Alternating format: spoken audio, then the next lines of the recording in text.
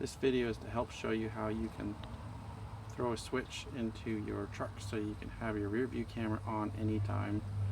Here's a diagram that shows how it works using a add a fuse power tap from the fuse box and plugging into the normal reverse power wire.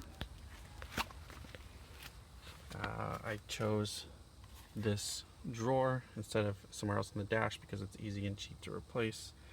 Just drill out the hole and then use a Dremel to make it nice and tight.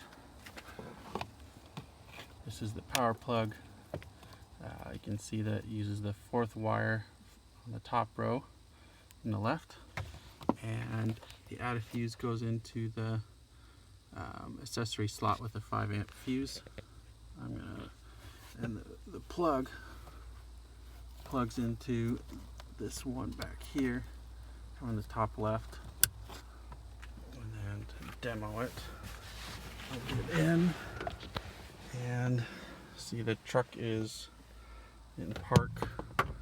Flip the switch and the camera turns on, and then I can put it back into the factory mode and now put it in reverse and it turns on just like normal.